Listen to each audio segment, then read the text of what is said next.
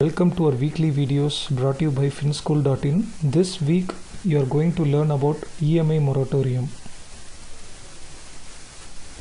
I am sure some of you might opted for EMI moratorium or some might not. This video is definitely not a post-mortem activity by saying your decision with reference to EMI moratorium is good, bad or ugly. Rather, we would like to throw some insights into it. Once WHO declared COVID-19 as a global pandemic, India as a country came forward to announce one of the world's expensive lockdown. As a result, the entire country's supply chain, cash flow and economy as a whole got disrupted. There was full of uncertainty about existing jobs and income. Quite surprisingly, Central Bank of India joined hands with government. They came out with a financial package to combat COVID-19. One such package is EMI moratorium. The idea behind EMI moratorium is to save people from loan defaults and to improve the liquidity during this crisis.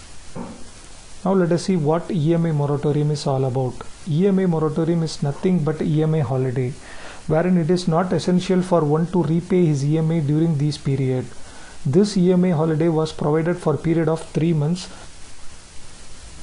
Though RBI has instructed all financial institutions including NBFC for offering EMI moratorium to its consumer, it is optional for people who really wanted to benefit from it. The term EMI holiday denotes holiday only for repayment, but interest during this period will continue to accrue as normal. This EMI moratorium is provided by all banks and financial institutions including NBFC to its consumers. Now let us see the pros and cons of EMI moratorium. We have listed some of its advantages.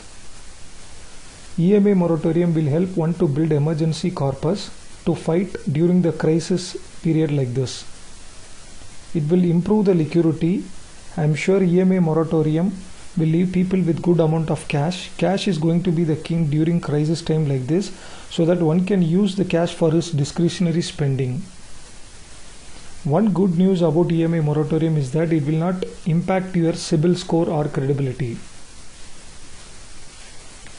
Though it has its advantages, people who are sitting with hell amount of cash, it is going to be a disadvantage if they opt for EMI moratorium, because EMI moratorium is just a postponement activity for them, and this option doesn't come at a free of cost. Though EMI moratorium provides liquidity in the short term, it will create a financial burden at later part of the stage. I am sure there are so many questions that arise in your mind, which we have listed for your kind reference. Did all banks allow EMI moratorium?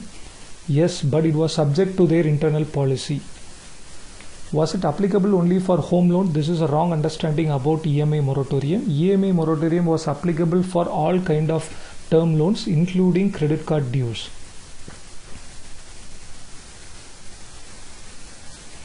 I did continue to pay EMI since I had enough surplus. Is it a good or bad idea? I would say it is a prudent decision, because sitting with good amount of cash, it is highly prudent for you to repay the EMI as normal. Did I save money by opting for this? I am sure it will be difficult for me to answer this question without knowing the financial situation. Hence, I would advise you to stay tuned till the end of this video to come out with the optimum solution. If you have opted for EMI moratorium without understanding its financial implication, it might benefit the banks in much higher degree than benefiting yourself. Now let us do a case study for understanding the financial implication with a little more detail. Mrs. Vanitha, who has availed a 5-year term loan with the value of rupees 10 lakhs and the rate of interest is assumed to be 12% per annum. Let us do a cost benefit analysis and recommend her either to opt for EMI moratorium or not. Now let us solve this case study using couple of scenarios.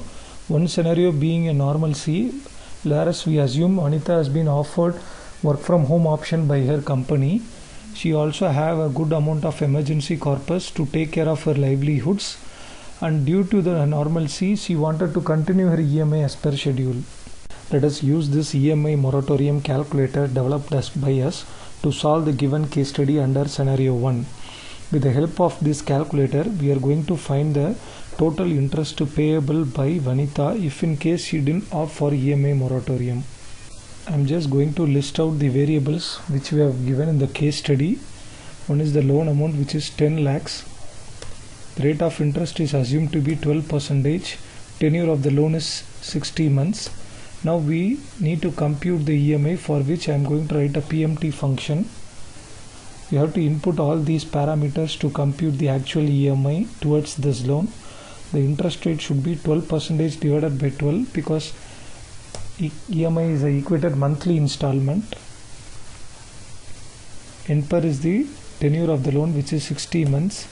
PV is the actual loan amount. You need to add prefix minus to the loan amount because basically it is a cash outflow for the bank. Close the parenthesis. Now we have found out the EMI for this loan which is availed by Vanitha. Now let us calculate the total interest payable if Vanitha has not opted for EMI moratorium. Before that, let us do a cross check whether this loan has got completed at the end of 60th month.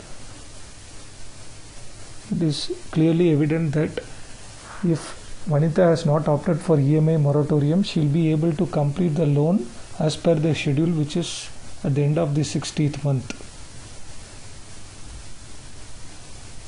Now let us compute the total interest payable under scenario 1, for which you need to write a sum function. You have to click and select the interest column till the end of 60th month and close the bracket. Now we have figured out the total interest payable if Vanitha has not opted for EMI moratorium.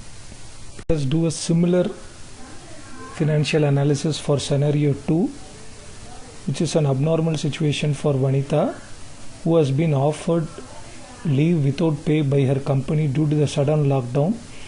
Unfortunately, she didn't have any emergency corpus for her to spend on discretionary needs. She is about to serve her 10th EMI towards her existing loan.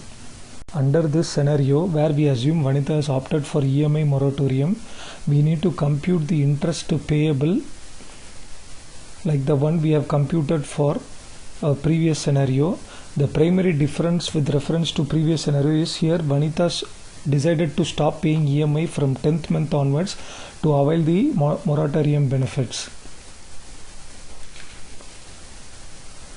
Let me delete the EMI contribution for the period of 10th, 11th and 12th month respectively. As a result, you can see the interest column wherein the interest continued to accrue during this period in spite of EMI holiday. This interest will cascade the cost of EMI moratorium from here onwards. If you look at the EMI schedule, you will be surprised to notice that the tenure of the loan got automatically extended as a result of opting for EMI holidays for the period of 3 months.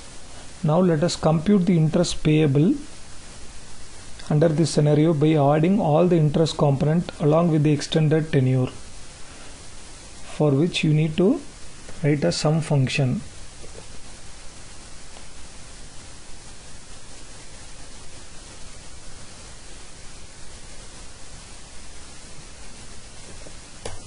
Now we have arrived at the total interest payable under scenario 2. To find out the cost of moratorium, all you need to do is discount the interest payable with moratorium with interest payable without moratorium, which is estimated to be rupees 45,239 rupees. This above calculation proves EMI moratorium doesn't come at free of cost. Also, it draws out a conclusion that under normalcy, it is prudent to pay EMI as normal. Under abnormal condition like scenario 2, where it is wise to opt for EMI moratorium. Don't be regretted now for your decision which you have taken a week before, because this video proved that under any circumstance you are the right person to make the right choice than anyone else. Thanks for watching this video.